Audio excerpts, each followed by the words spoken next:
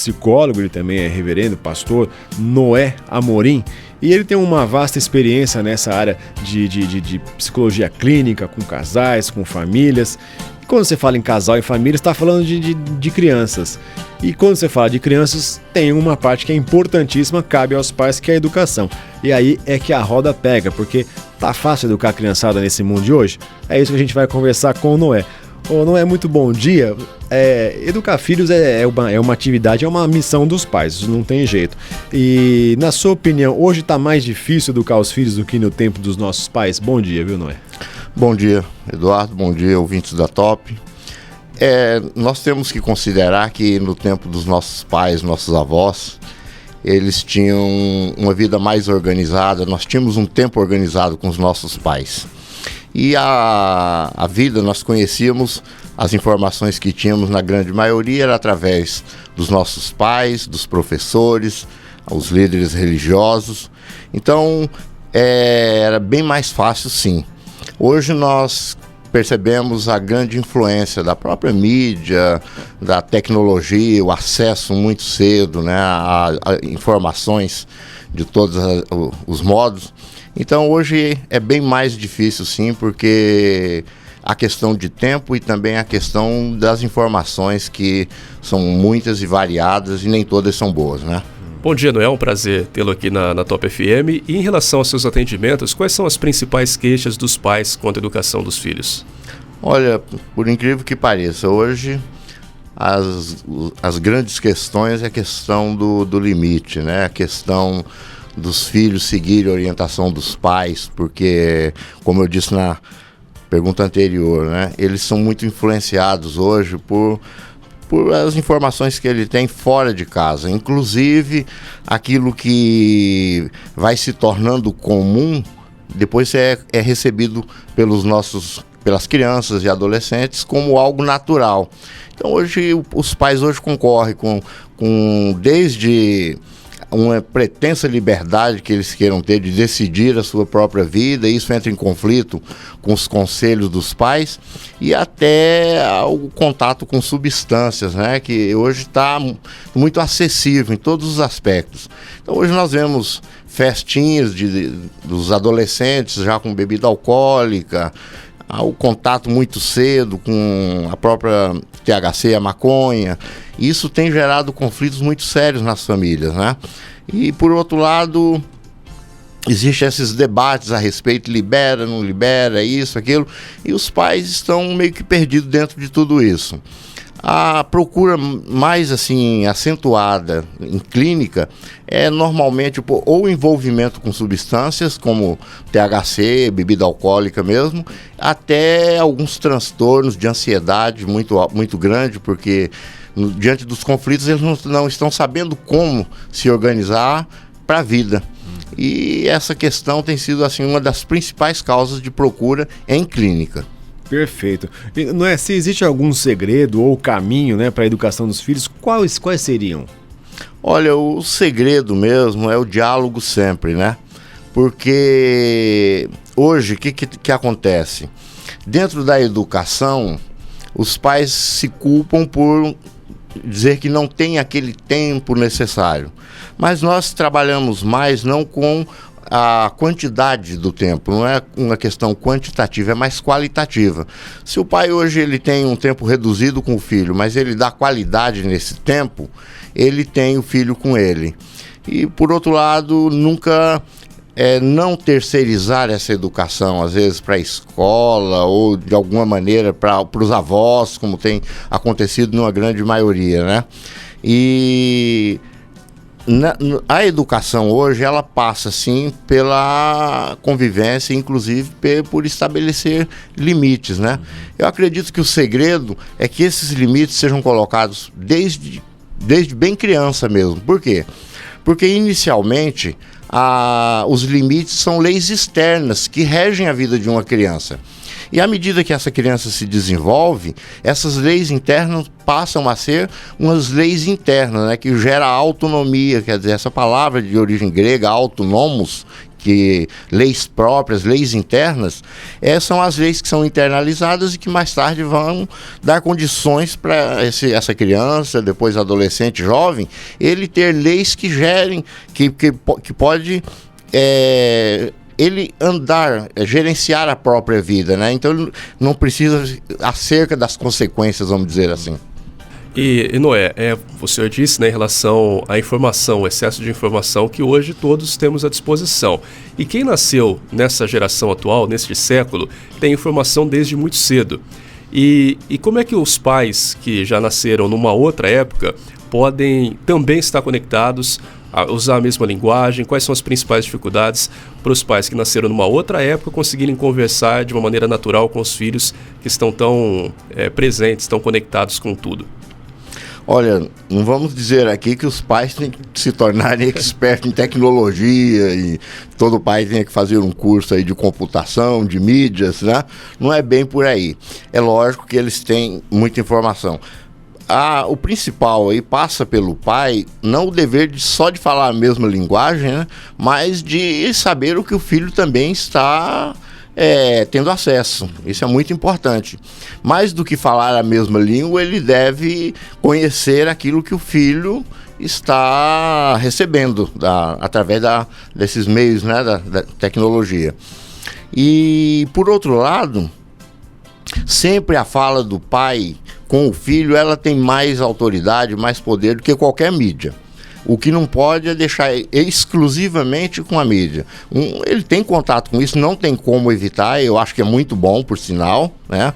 Nós sabemos hoje, assim, segundo alguns teóricos, né, que uma criança com 10, 12 anos de idade hoje, ele já tem muito mais informação do que tinha um imperador romano, né? Ele recebeu mais informação. Então, aí é uma questão que não adianta falar assim, eu vou privar meu filho disso, porque eu estaria privando ele da vida. Mas eu devo ter um diálogo e um convívio suficientemente com meu filho de que ele possa entender as minhas orientações e não ficar dependendo exclusivamente das influências que ele recebe fora de casa. E lembrando que o pessoal que está em casa, que tem dificuldade com a educação de filho ou quer pedir alguma dica para o Noé, pode entrar em contato conosco pelo WhatsApp da Top, o 14998821013, mandar sua pergunta até ali às 8 horas da manhã e também participar, se você quiser, pelo telefone da Top, que é o 3227-0855, e mandar sua dúvida aqui para o Noé, que ele já responde para você, pai, para você, mãe, avó também, né? Que às vezes tio, tia, todo mundo seja quem for, pode mandar sua pergunta aqui para o Noé. Bom, Noé, uma outra questão que a gente queria perguntar para você é com relação à correção de filhos. Quando a gente fala nessa questão, muitos pais, os pais mais novos, aí ficam arrepiados. Como é que a gente deve fazer a correção dos filhos? Umas palmadinhas de vez em quando, ajuda, não ajuda? As crianças já vão no conselho tutelar reclamar dos pais? Como é que funciona isso? Olha, tudo depende de quando começa, né? Uma criança que ela, desde o princípio, ela é corrigida com cuidado pelos pais, essa correção, ela vai desde a privação de alguns privilégios, de algumas coisas, que a criança possa perceber que uma atitude errada dela traz uma consequência negativa, uma consequência que para ela não é agradável. E vai desde a privação de alguma coisa que é importante para essa criança, até mesmo algumas palmadas, por que não? O pai, ele tem todo esse direito.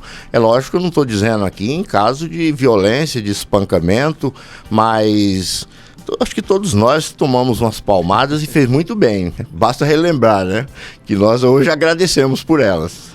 Pois é. E tem muita gente, Noé, que tem dificuldade para dizer não. Seja no dia a dia, numa relação de trabalho, de amizade, quanto mais para filho. E como é que curar esse medo de dizer não para os filhos? Tá aí um dos grandes problemas, é essa geração que está crescendo sem o não. Hoje os pais, de maneira geral, até por se sentirem culpados de não ter o tempo necessário ou de algum outro modo, eles estão sempre querendo dizer o sim, porque o sim provoca alegria na criança. E normalmente a preocupação dos pais hoje é que o filho esteja feliz. E tem se confundido muito alegria com felicidade. Então os pais, para dizer um não, ele vai causar uma espécie de tristeza no filho e ele também tem aquela culpa de talvez até de não estou dando o tempo necessário que eu preciso dar para o meu filho, eu não estou educando da maneira que eu deveria educar, e ele então entra naquele processo do sim, porque cada sim é um momento de alegria no filho. E hoje não só o sim no que diz respeito a algum pedido de uma atitude da criança, mas o sim no que diz respeito a bens. A criança hoje, ele quer ter assim tudo o último que saiu, é o último videogame, é a última moda, o último herói que está na mídia, e o pai fica naquela obrigação de dizer sim. E só que tem uma coisa, nós temos o resultado disso, nós temos aí crianças que não lidam com frustração nenhuma. Eles não conseguem, o não para eles é uma coisa horrível.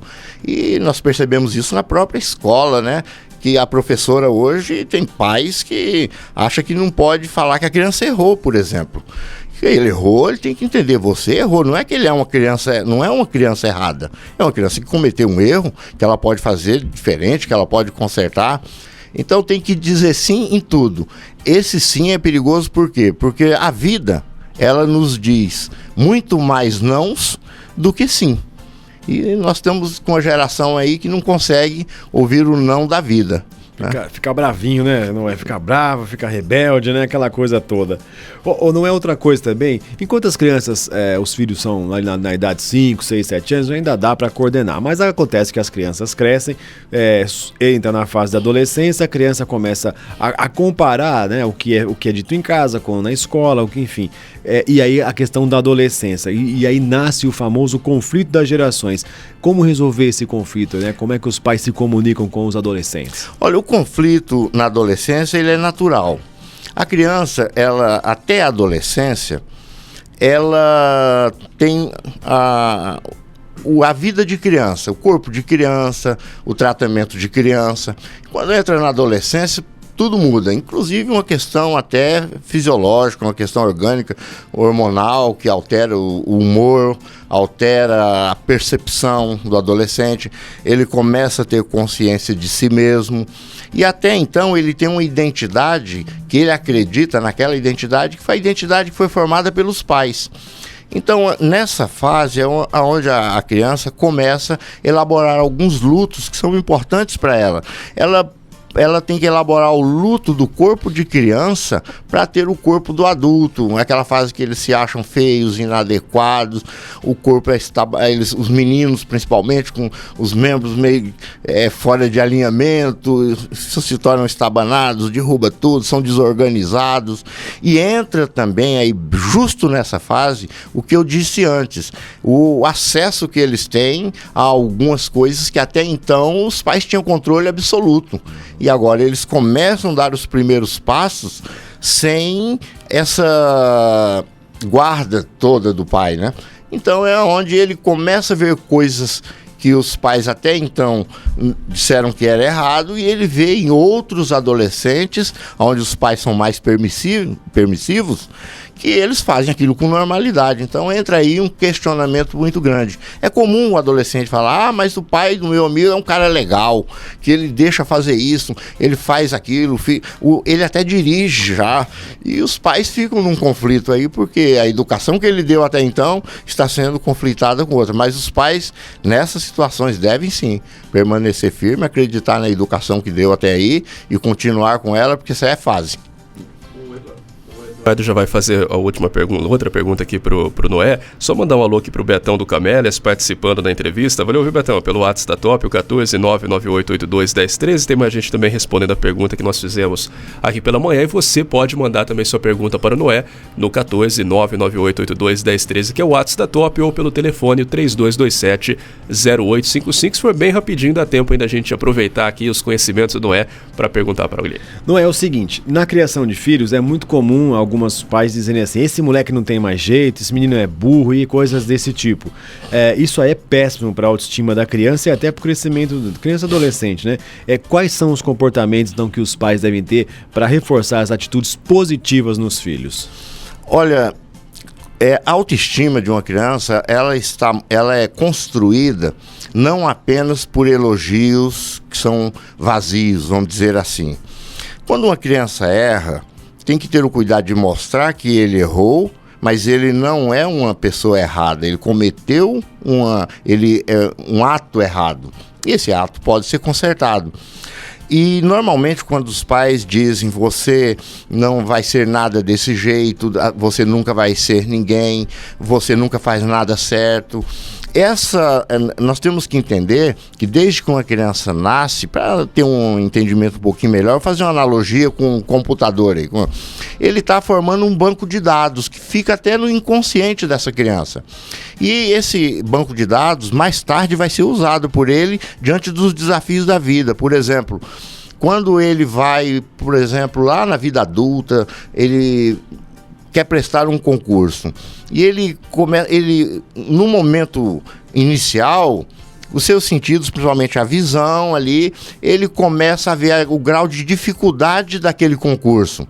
E o que acontece? O nosso cérebro ele pega aquele grau de dificuldade, manda para esse banco de dados e automaticamente, sem mesmo que esse adulto perceba, ele, quando passa por esse banco de dados, ele recebe essa resposta. Não adianta tentar, você não consegue, você nunca vai ser nada. E a resposta vem automática. Ele fala, não, esse concurso eu não vou prestar porque eu não consigo mesmo. E ele nem sabe de onde veio essa negativa, porque ele tem essa crença que foi plantada nele lá na infância. Aí só com terapia e com Deus na vida para mudar isso, viu? Para mudar isso mesmo, né? Tá certo, não é? Olha, a gente quer agradecer, muito obrigado, viu, por sua presença aqui com a gente hoje. E então, um recadinho final é o seguinte: dar limites não é errado. Aliás, é o correto, né? Aliás, é essencial, Eduardo. É indispensável. É indispensável, né? Então tá certo. E os desafios vão ser os mesmos. É assim como tiveram os nossos avós, os nossos pais, os pais da atualidade, os pais do futuro. Só pra gente encerrar uma coisinha. Tenta lembrar se alguma vez teu pai perguntou a você se você amava ele ou tua mãe. Meus pais não se preocupavam se eu amava ou não amava. Eles tinham uma preocupação muito grande, se eu respeitava ou não. Porque respeitando, eu amava, né? Hoje os pais até tentam comprar esse amor dos filhos presenteando. Esse é um dos grandes erros.